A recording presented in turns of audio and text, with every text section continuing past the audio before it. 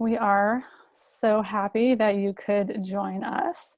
And welcome to the Financial Aid Info session. My name is Zoe. I'm a counselor, and I am working in a scholarship center also. So I do scholarships and financial aid, and I've got with me two colleagues.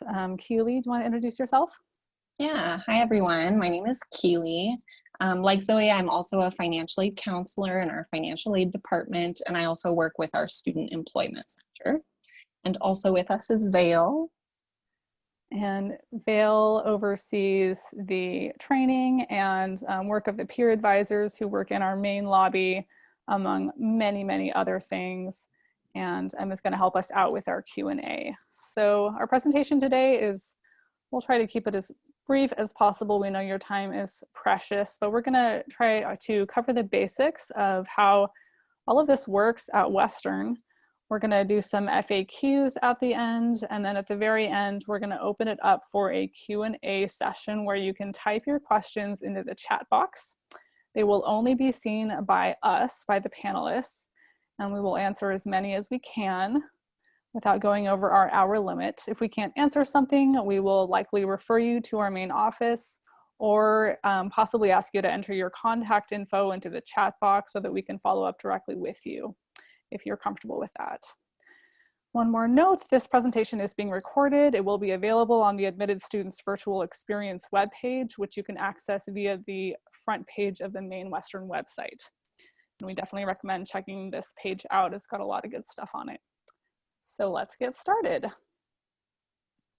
All right, so for just a brief overview of our topics for today, we'll start out with just some general basics of financial aid, including components that you might see, a student might see in their financial aid offer, as well as the budget, sometimes known as cost of attendance. And then we'll move into some student responsibilities that are important for you as a student to understand to ensure that you're maintaining your eligibility for financial aid. And then we'll finish up with some of the nitty-gritty. So you might have questions regarding what is next or how do you check. We'll answer those for you. And then also move into some common frequently asked questions that we see a lot and do our best to answer any questions that you might have in the Q&A chat box.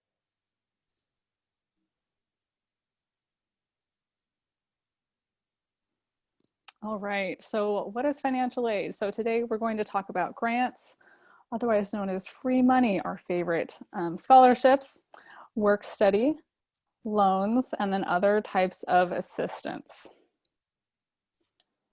So grants, this is one of those types of financial aid that we mentioned. Grants are certainly probably the most favorable type of financial aid, as they're free money that doesn't require any repayment.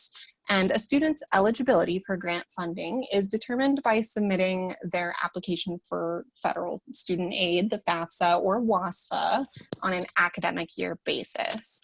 So grants are awarded to students based on financial need as determined by those applications. And unlike scholarships, which often have separate applications, grants typically don't have a separate application process. So if you've submitted your FAFSA or your WASFA, you have submitted your application for grants. And on the screen here, we see a few different examples of various federal, state, and institutional grants that Western participates in these programs. So a student with a lower expected family contribution may see some combination of those included in their offer of financial aid. All right, so next we're going to talk about scholarships. So the first box, we just have some of our favorite tips for scholarships, and we'll talk a little bit more about Western scholarships and private scholarships in a bit, but we really like to share these tips with students. The first tip is to build your resume, as many, at least Western scholarships, will require a list at least of accomplishments, things you've been involved in, even if you don't have a lot of work experience yet. There are most likely going to be other types of things that you can include on your resume. We also like to encourage students to recycle their essays. It's a lot of work to write a whole brand new scholarship essay for every single scholarship you apply for. So definitely keep those essays around so that you can reuse little parts and pieces of them. And you all have a good starting place with your admissions essay. So keep that in mind next time you're applying for scholarships. And collect letters of recommendation. These are going to be useful for scholarships at Western. Usually those letters we would prefer that they be from faculty or staff or other people associated with Western.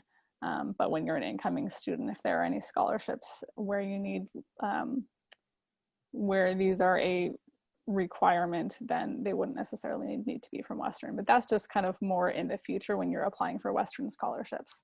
And then definitely complete the FAFSA or WASFA, even if you do not think that your EFC is going to be low enough to get any need-based aid like grants. It does not mean that you are not going to be considered to have need by our department, and that could make you eligible for need-based scholarships. And then we wanted to give an example of how scholarships can pay. So for example, if you spend 5 hours and apply for 10 scholarships and receive just one scholarship for $500, which may not seem like a lot, you essentially just earned $100 an hour, which is way more than I make. So start looking as early as winter quarter when you are a current student at Western, if you decide to come here. And that is when a lot of the Western scholarships will start to open up for next year. And then we have some online resources listed, the Scholarship Center website, our Facebook and Instagram handle, and then the washboard.org is an excellent place to start your private scholarship search, especially if you are a Washington State resident, but even if you are not, you'll be eligible to search there if you are attending school in Washington. Next, we wanted to talk a little bit about work study and more generally student employment. So work study is a type of financial aid that some students might see included in their financial aid offer. It's different from grants because it's earned. So students may see an offer of, say, $3,000 of work study that doesn't pay to your student account at the beginning of the quarter like, say, grants, but students can earn that money working in an on or off campus position to help pay for their education-related expenses. We do want to make a note that there are limited amounts of work-study funds and a lot of employment opportunities both on and off campus for students who don't have work study. So I think about 2/3 of our on-campus employment positions do not require work study. So it's not necessarily a requirement if you're hoping to work on campus and don't see work study included in your offer of financial aid. Don't let that discourage you too much, because there are certainly on-campus job opportunities for students who don't see that included in their financial aid offer. And we have some ideas as to why students might be interested in working part-time while going to school.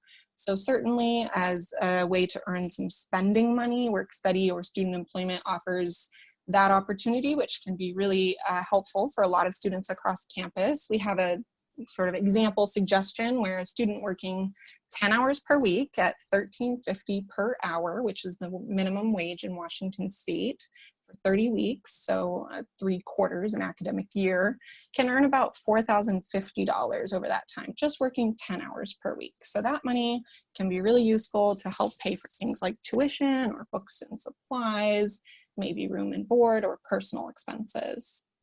And then we also find that students who work on campus in a part-time role often have higher rates of academic success, including higher retention and GPA rates.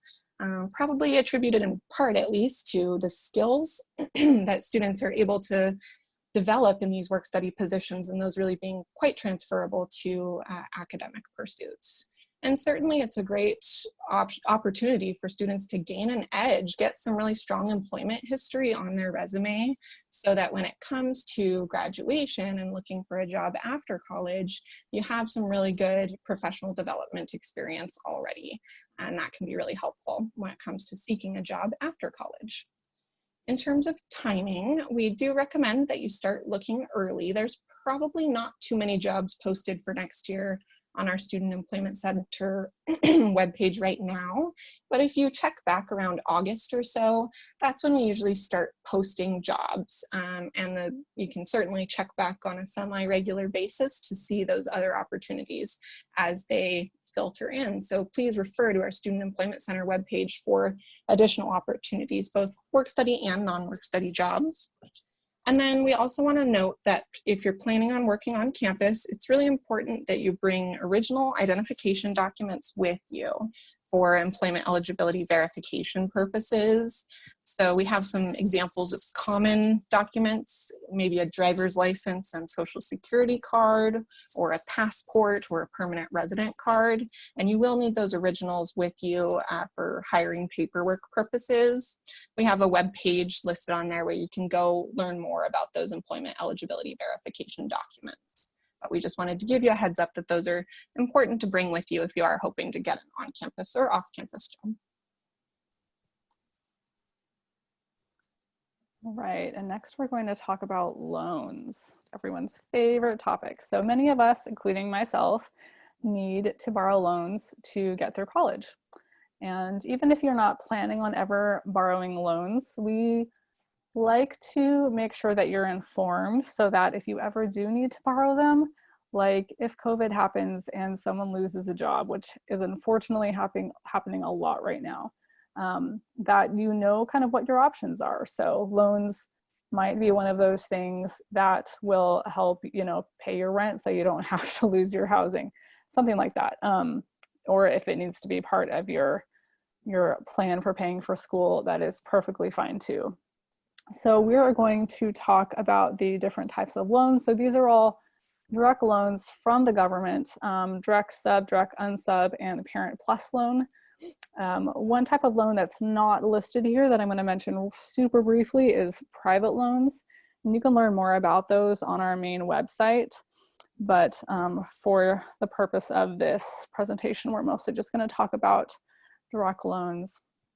So the sub loan is the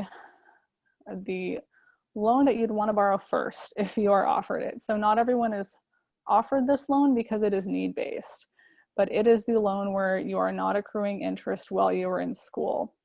So it is the best type of loan that you can have.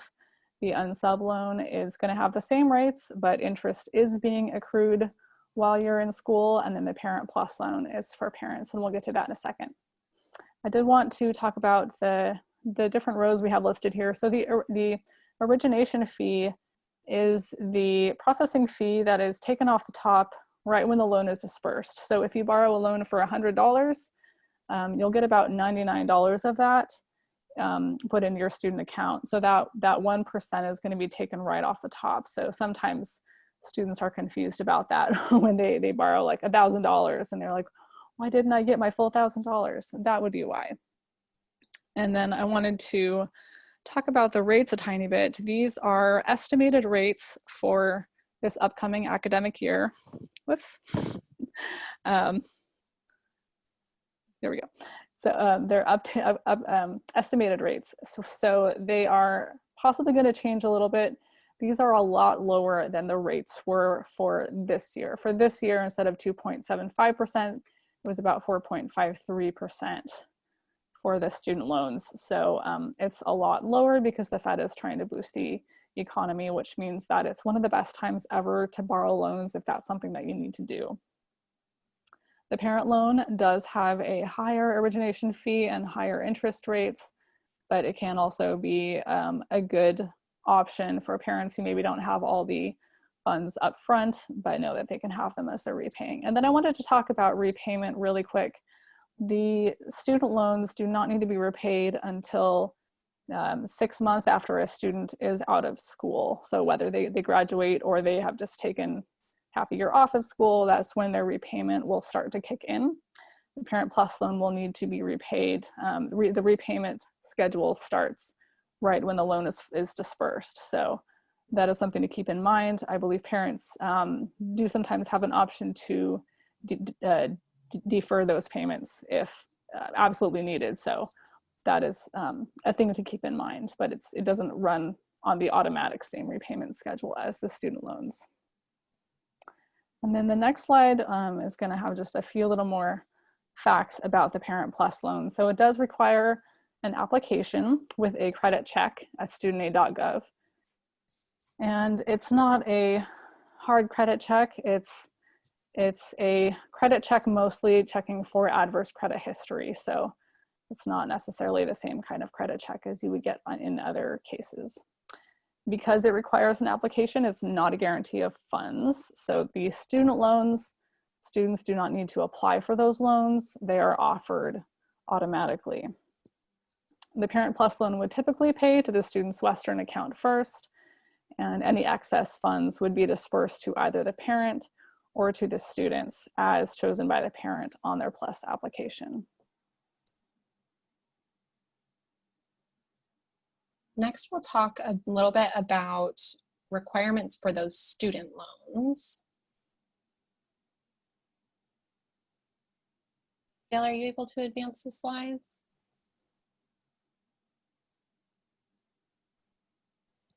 Ah, there we go.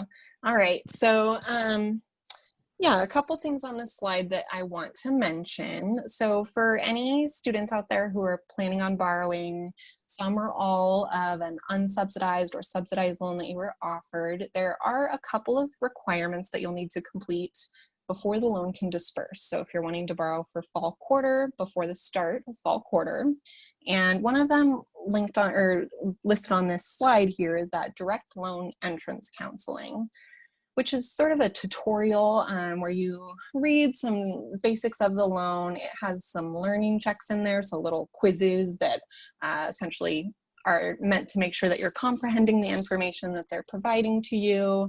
It's all done online at studentaid.gov. And again, this loan entrance counseling would just need to be completed prior to the start of the quarter if you want to receive loans for all quarter. So studentaid.gov, log in there to complete that loan entrance counseling. It's not on this slide, but also required is what's called a master promissory note, or sometimes abbreviated as MPN. And this is another first-time borrower requirement that a student needs to complete, essentially promising to pay the loan back that they're taking out, also completed online at that studentaid.gov webpage. And then also on this slide, we like to point out this financial awareness counseling tool that exists. It's not required, so you don't have to complete it prior to borrowing if you don't want to. But if you're still trying to make decisions about maybe how much to borrow or your cost of attendance and budgeting, this is a great resource for you. It provides some tools and information to help you understand your financial aid and manage your finances. So you can log in to complete that at any time, and it's a really good resource that we recommend you take advantage of if you want a little bit more counseling on the subject.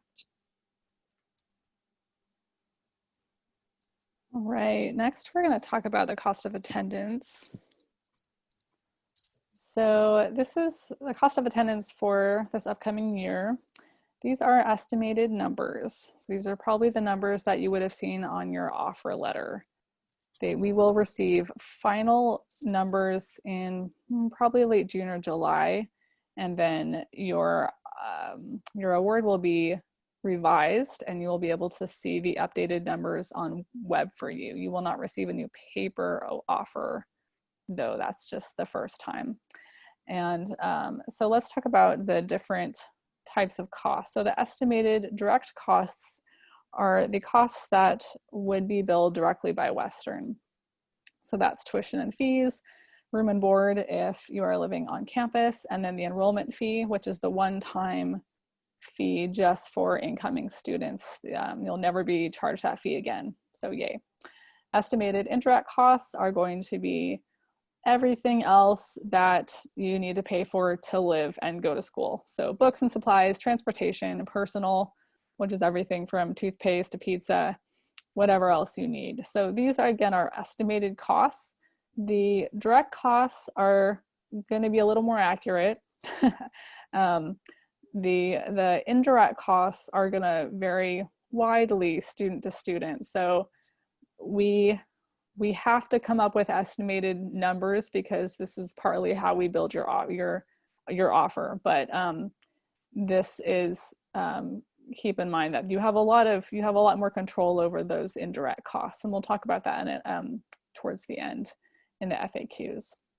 So the total estimated cost of attendance for an in-state student is $26,000, and for an out-of-state student would be around $43,000.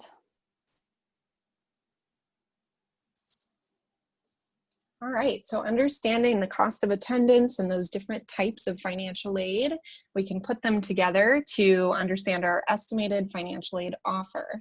As Zoe mentioned, it's estimated at this point since we're still waiting on some finalized data, but we'll be sending revised financial aid offers out probably sometime late June, early July.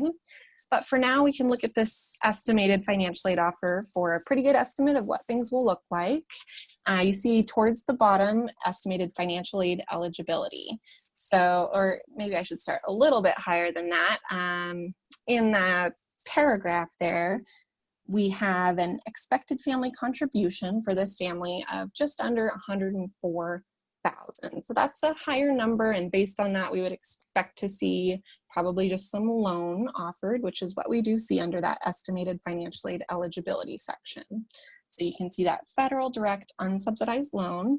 It is split evenly, allocated between fall, winter, and spring quarters as the university charges tuition and disperses financial aid to a student's account on a quarterly basis. And also in there, we wanted to include an example of a student who received an admissions scholarship. So you can also see that admissions achievement award for 1 year, again, split evenly between fall, winter, and spring quarters. Generally, most scholarships, as I understand, are 1 year. There are a couple that may span more than 1 year, and they would usually be indicated in there. If you received an award, scholarship on your offer that doesn't have anything 1 year or more, probably it's safe to assume that that's a 1 year scholarship. Correct me if I'm wrong, Zoe. But yeah, that's kind of the top page of that financial aid award. You can also see your information, including your residency status and dependency status. And then moving down to kind of this bottom half of that estimated financial aid offer page, we see some ideas for additional funding and then next steps. So highlighted under the additional funding options section on the left-hand side, the financial aid offer indicates if there's a difference between the cost of attendance, including those indirect costs, and the total amount of financial aid offered, what that difference is. So after some planning and maybe thinking with your family about what your specific cost of attendance is, maybe it'll be the same as our estimated, but maybe you can shave off some costs in some of those indirect expense areas. You might want to consider other funding options. So we have some suggested options, including that Parent Plus loan and private loan that were mentioned, as well as outside scholarships, employment on or off campus, and then savings or payment out of pocket.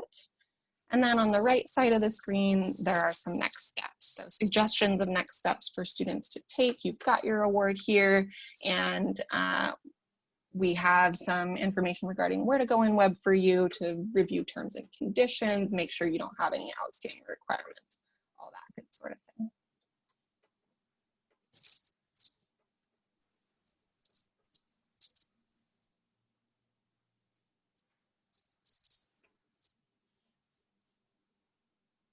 You there, Zoe? Yeah. Oh, okay. I think we're back. Okay. Okay, sorry, I had a moment of not being there. So we are now looking at a different type of offer. So this is for a student with an expected family contribution of 0. So they were offered a lot more need-based aid. So they're offered a couple of grants, offered some work study, which is need-based, and then both a sub and an unsub loan. So this is, your offer letter may look like this, it may look like the other one, it may be somewhere in between. We just wanted to show kind of two extremes of what these offer letters might look like. And then the next slide is going to be the bottom half of this offer letter. So this is showing a $2,000 difference between the cost of attendance and the total aid offered.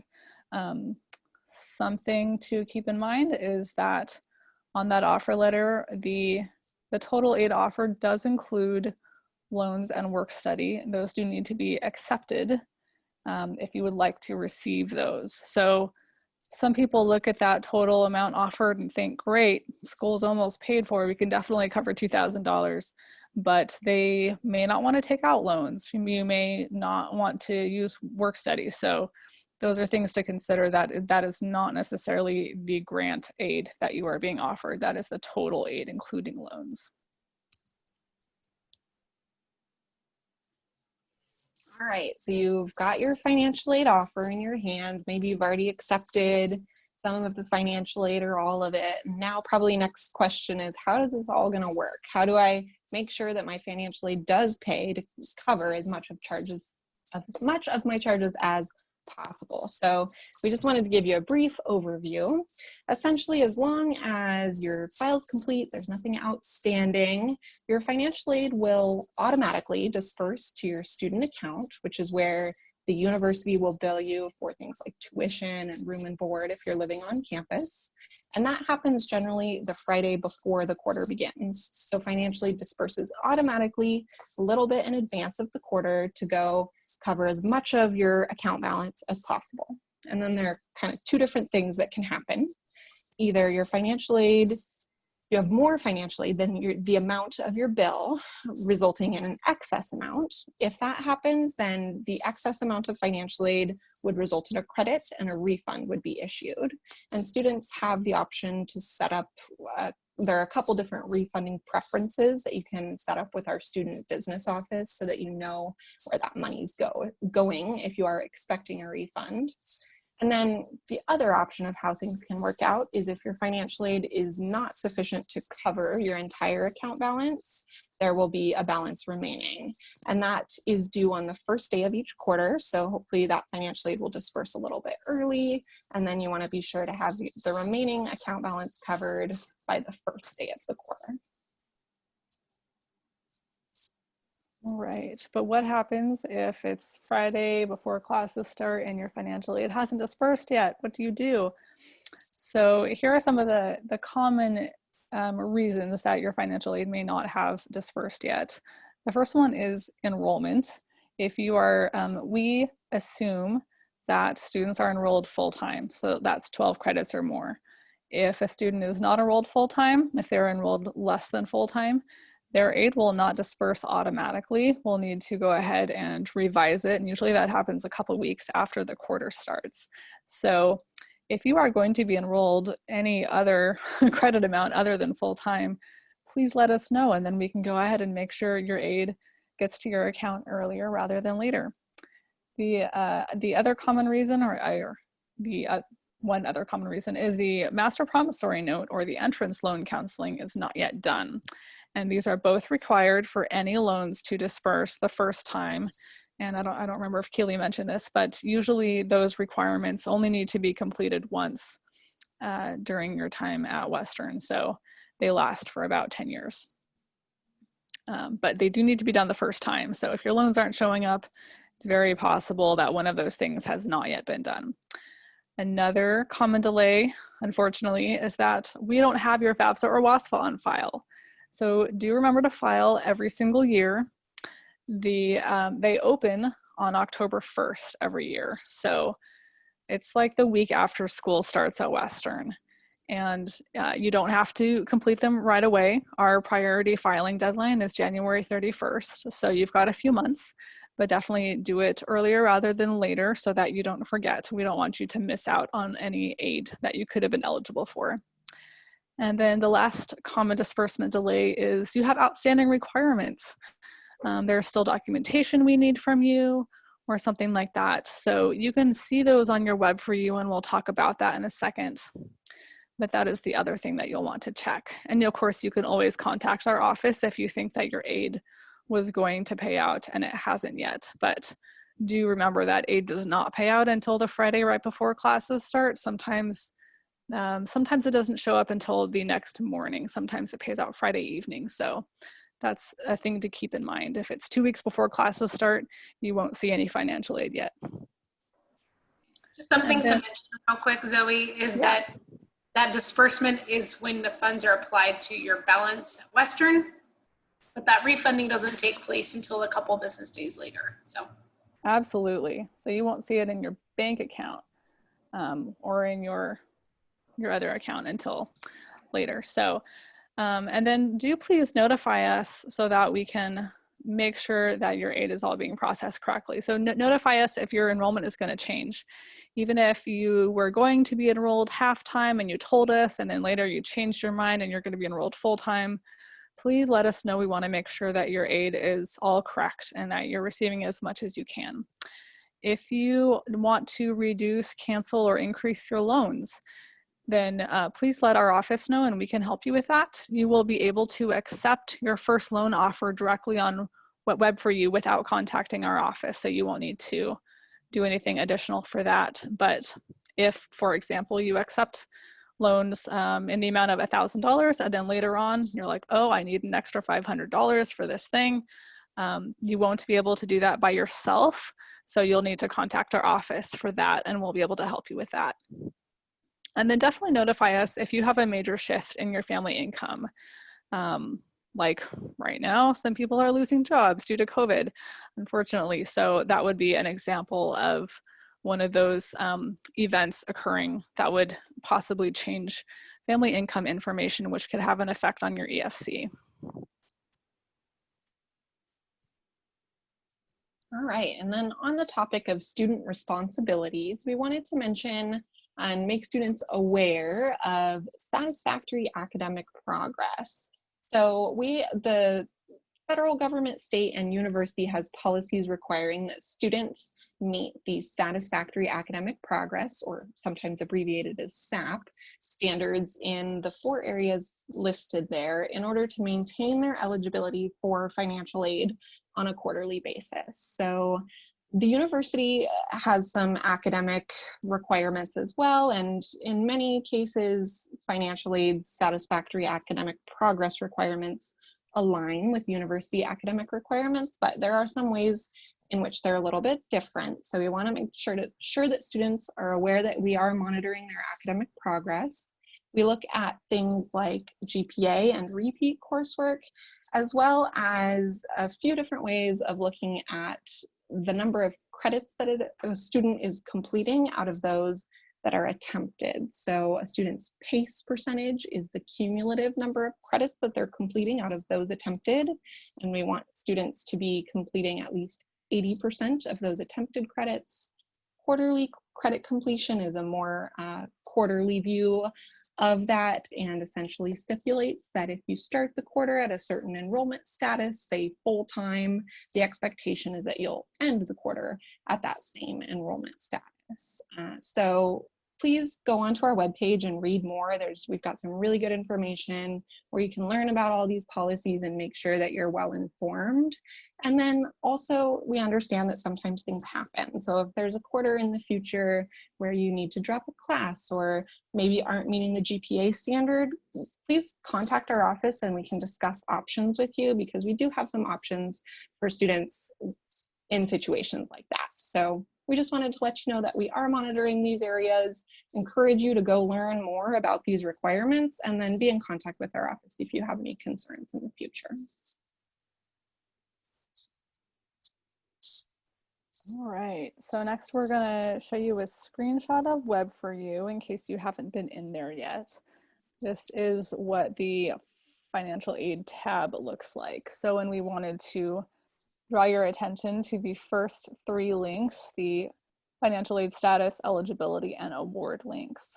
Here is where you'll be able to view any holds on your account, any outstanding requirements that you have, any notes that our office has to you. Sometimes you might receive an email that says, go check your Web4U, you have a message, and this is where you'd find that message. So, and you can also view your offer under award, and you can also accept loans or work study or any of that. So you should always have this information available to you unless we are currently revising your award, and then occasionally it might be turned off for a little bit. But generally you should be able to see all of this information whenever you need to. So Web4U is one of those great, really helpful resources when it comes to determining information about your specific financial aid at Western. You can check on your status, as Zoe mentioned, and see any outstanding requirements if there are any.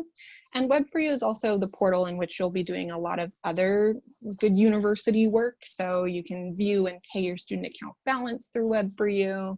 You'll also be using Web4U to register for courses on a quarterly basis and view your grades after they've posted. So if you haven't made it in there yet, I highly encourage you to go start navigating around, familiarize yourself with it. The more familiar you are with Web4U, the easier it'll be for you to access information that you'll need in the future. So start familiarizing yourself now. And then in terms of other resources related to financial aid, studentaid.gov is the big hub for federal student aid information. You can find information from the Department of Education on just generally funding higher education, as well as some budgeting resources. And then that's the webpage where you'll be filing your FAFSA on an annual basis. And for students who are borrowing loans, the direct loan services sort of center of that web page also has lots of good links and resources where you can view your current loan balance, as well as possible repayment plans. That's also where you'll complete that loan entrance counseling and your master promissory note. So that's maybe a resource that you'll use at first, and then you can return to view your loan balances as you maybe continue borrowing. So start familiarizing yourself, navigating around those web pages now, and that'll just give you more to work with in the future if you do have questions. And then I'll also say our office exists as a resource as well. So if you have questions based on what you see in Web4U or on these web pages, of course, you're certainly always invited to contact us, and we'll be happy to help you in any way we can. Awesome. So we're going to go over some FAQs, and then we're going to jump into Q&As. It looks like we'll probably have enough time. So the first FAQ, what is my expected family contribution? Am I expected to pay this amount? What is going on?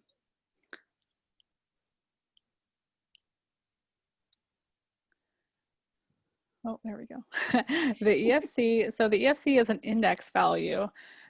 So it is the number that is spit out when you file the FAFSA or WASFA. It's determined by a few different factors, and it's what we use to package and offer your aid. So it's not necessarily like you need to pay this exact amount. If you do not know your EFC, you can find it by viewing your FAFSA on studentaid.gov or your WASFA on readysetgrad.wa.gov.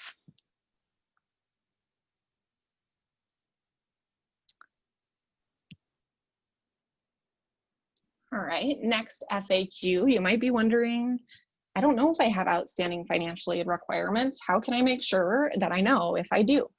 And the answer to that is Web4U. Go check your Web4U. There are a couple different places to look in the financial aid tab. So you can go into financial aid statuses to view those active messages. And then you can also go under the eligibility tab that was also highlighted earlier to see any outstanding student requirements. So I encourage all of you to go check there and just make sure that there's nothing outstanding or no messages that that you haven't read yet, rather, I should say. Also, I'll say again, or add to that, watching your Western email is a great habit to get into, checking that regularly. The university sends official correspondence in that way. We sometimes send you messages that way saying, hey, go check your Web4U. So please get in the habit of just keeping a close eye on that Western email account and checking it on a regular basis. That will benefit you as a student, no doubt. Awesome. That's just what I was going to say, Keely. So how do you know how much loan to accept? You're offered a big chunk of loan. You might need some of it. You might not. So we recommend checking out Western's estimated cost of attendance that we showed you earlier, and then sit down and kind of figure out what your own estimated budget for the year might be based on a few different things. So were you offered grants or scholarships? What type of free money were you offered? Are you living on campus or off campus? Sometimes it can cost less to live off campus. Sometimes it can cost more depending on, you know, if you get your own apartment and eat out a lot. So it really depends on how you choose to live. Are you going to be bringing a car to campus, or will you take advantage of the bus pass that is included in student fees? So a car will usually, I think a parking pass runs a few $100s a year, so that's definitely an added expense. I think there might be one more. Do you plan on working? So students who work, whether you have work study or not, can definitely take care of usually a lot of those indirect expenses. So maybe not so much the quarterly expenses that are billed all at once by Western, but a lot of those kind of personal expenses and things that that students will incur month to month can be covered by working. All right, some of you may have heard the word verification thrown around a bit and might be curious about that, what it means if you were selected for federal verification. So some FAFSAs are selected by the federal processor for a process that's called verification. And the intent of verification is to ensure the accuracy of the income and asset information entered into a FAFSA. So during the verification process, we typically ask for some additional information from a student to verify the number of people in the student or maybe the parent's household for a dependent student, as well as tax information for both the student and parent from the applicable tax year. So for the 2020-21 FAFSA, we're looking at 2018 tax data, and then also asset information for both the student and parent. So if you're not sure if you were selected for verification, another plug for web for you, go check and make sure that there's nothing outstanding there. And if there are any outstanding documents, then work on getting that into us if you can, as quickly as possible. And typically we're looking for parents' information if a student is considered dependent on the FAFSA, which is not the same as being dependent for tax purposes. Generally, right. Students, you know, under the age of 24 are dependent students for FAFSA, with a few exceptions.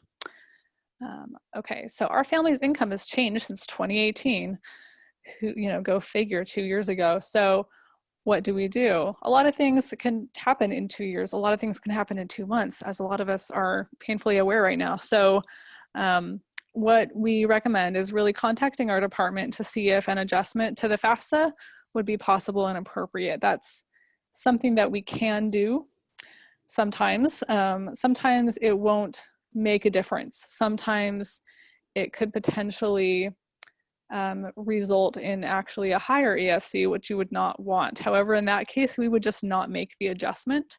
So you have no reason not to ask. Basically, it's not going to hurt you. It could only help.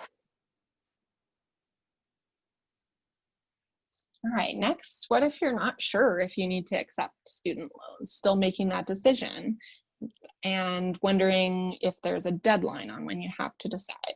So generally, loans can be accepted at any time during the academic year.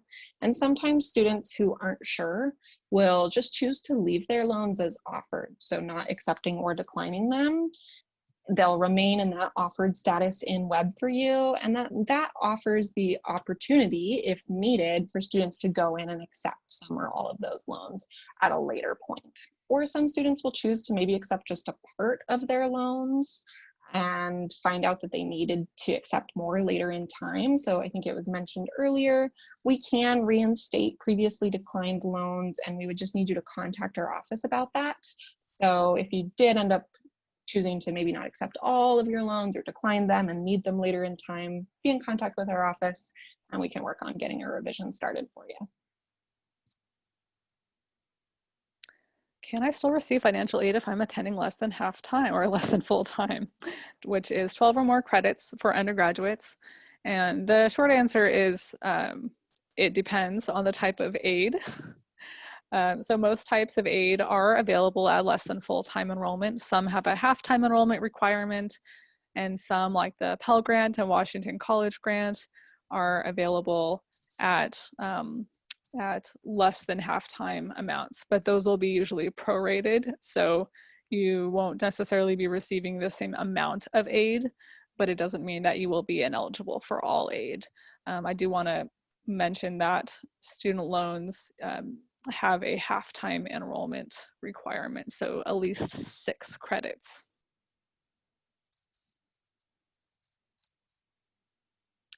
And then, are there any Western scholarships that I can apply for? So the short answer for incoming students is not right now. The Western scholarships, let me start over. Incoming students are considered for Western scholarships based off of the admissions application. So there is no separate application for those scholarships, and almost all of the scholarships for incoming students are awarded through admissions. Our other applications are closed right now. There will potentially be a few open in the fall, but most of the scholarships through Western are that can be applied for are actually for current students. So this would be kind of something to put in your mind to look at next year, and that's going to show up in usually between February and April. I think Vail, if you hit next, that information will show up. So February and April is when the scholarship season is for Western scholarships for the next year. And so we mentioned earlier that most admission scholarships, not all, but a lot of them are going to be 1-year scholarships and occasionally 2-year scholarships. So when you're a current student, there will be the opportunity to apply for more once you are at Western. And there are also going to be opportunities year-round to apply for private scholarships on the washboard.org or on our scholarship website or on one of the hundreds of private scholarship websites that exist. But we recommend starting with these two. And how about, do I need to file the FAFSA or WASFA to be considered for admission scholarships? The answer to that question is not necessarily. So most Western admission scholarships are based on merit, not need, and so a FAFSA or WASFA is not required in order to be considered. However, there are some scholarships that at least consider need in the way they're awarded. So students are encouraged to submit a FAFSA or a WASFA, as it may give them eligibility for some of those scholarships that consider need, even if you think you don't have need. If some students are offered just loan and take that to mean that they don't have any need, but really the way need is defined is a student's cost of attendance minus their expected family contribution. And if that expected family contribution is lower than the cost of attendance for the year, then there's some need. So just because your financial aid offer included only loans doesn't necessarily mean that you don't have any need. So we generally encourage students to just plan on completing a FAFSA or a WASFA to get them into an eligibility pool as big as possible when it comes to scholarships. And then what if I'm interested in work study, but it wasn't included in my financial aid offer? How do I know if I'm eligible, and how can I get work study included? So we invite students who are interested in work study to contact our financial aid department to discuss whether you would be eligible. We have quite a few students across campus who are eligible, but the funding for work study is limited. So not everyone who's eligible necessarily sees work study included in their offer of financial aid. However, if you've confirmed your enrollment with the university and are eligible for work study based on your expected family contribution, our Student Employment Center does have a wait list where students can request to be put on that list, and then occasionally, it's not a guarantee, but sometimes funds do become available later in the year, and students on that wait list may see that their financial aid offer is revised to include work study later on. So you'd be invited to contact them about the possibility of being placed on that wait list.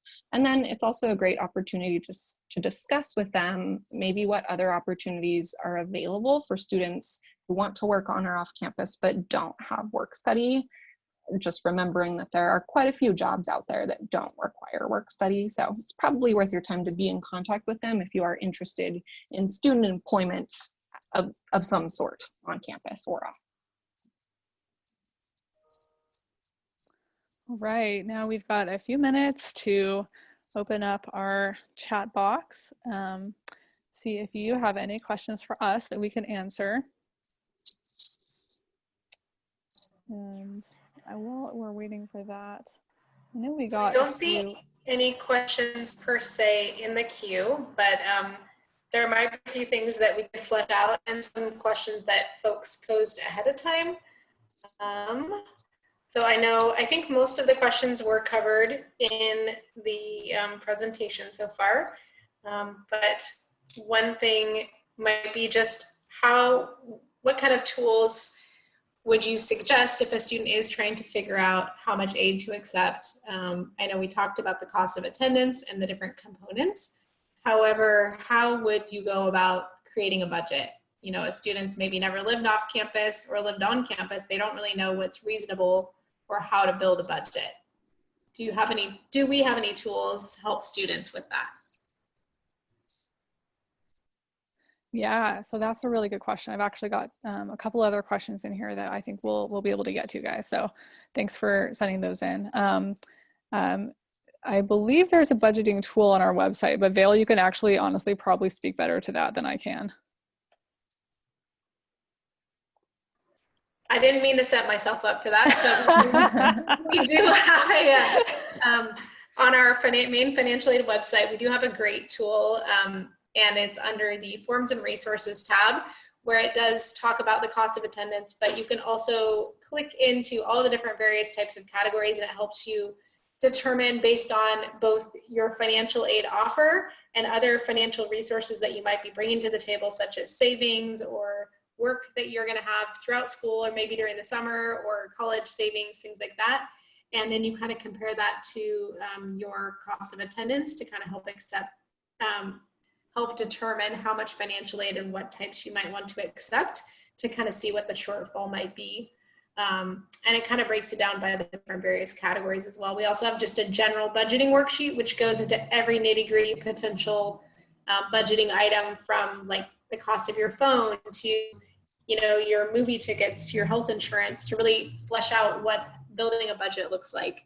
And that financial awareness counseling and even the entrance counseling that Keely noted earlier are both great ways of helping to understand some of the budget components as well.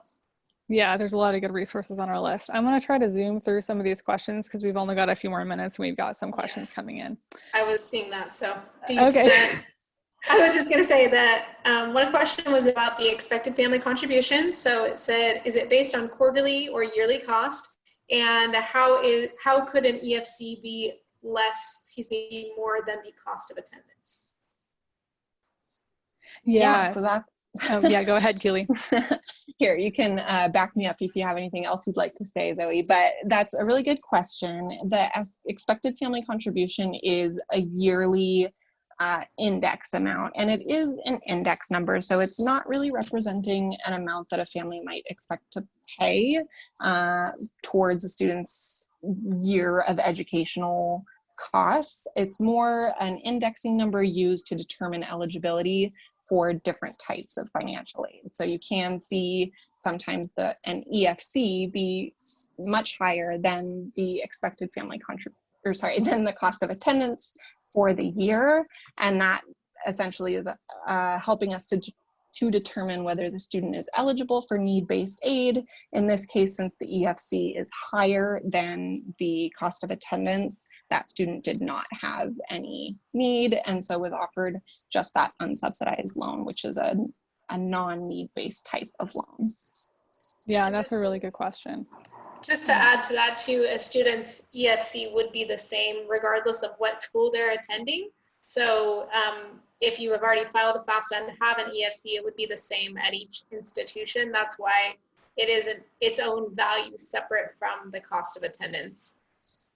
That's a great point. And sometimes the cost of attendance will be different from institution to institution. So that can be variable. So we have another question here. It says, I'm applying to Western next fall. If I'm accepted, will I be notified upon acceptance on whether or not I've received an admission scholarship?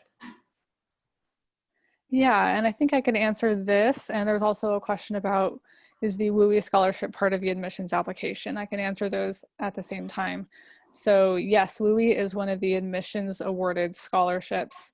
And if you are admitted to Western, or you have already been admitted to Western, if you are offered any scholarships through admissions, you would receive a letter from admissions that would be separate from any offer letter that you'd be sent through our office. So you'd be sent, they would send you something letting you know that you've been awarded this scholarship. And WUI is one of those rare four-year scholarships that are available to out-of-state students. I think I answered that question. Yeah, you'll be, usually you'll be notified. It'd be notified after you'd received your admissions letter, but it would be a few weeks to up to, I don't know, a month or two after, because some of those don't get awarded for a little bit of time until we have more of a pool of students. All right, any other questions? One thing that's not in, oh, sorry, we have one question there. When does the application for the 2010, 2022, that shouldn't even be a number, but school year open? So the FAFSA or the WASFA does open every year on October 1st. Western does have a priority filing deadline of January 31st. And so what that means is if you are eligible for some of the limited need-based types of aid, submitting your FAFSA or WASFA before that priority filing deadline could make a difference in the financial aid offer that you receive. So every year, pretty much as soon as the school year starts, you can file the upcoming year's WASFA or FAFSA. I'm actually wondering if they were talking about admissions application. Oh, good question. Oh, this is not a financial aid question. Oh, yes. Sorry. I'm trying to multitask. So that might be something you need to ask the admissions department about, unfortunately, unless Vale knows the answer. I don't know off the top of my head. I believe they usually start in about the same time. It might start in September, though. Yeah. So it is 4, and I think we're about done. So I want to advance to the last slide. And if you have any other questions, feel free to contact our office. All of that contact info is going to be on that last slide. You can also find it through the Western website. We are so happy that you all joined us. Hopefully you got a lot of questions answered, and go Western. And best of luck in the next weeks and months to follow as you get ready for college and go through everything that is happening right now.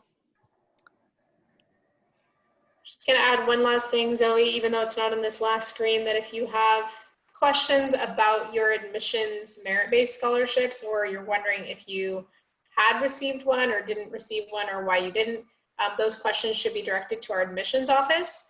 And then any other questions related to your general financial aid eligibility would be directed to our office there on the bottom. Yes, good point. All right, thanks so much, everyone. Have a great night. Thanks all. Thank you.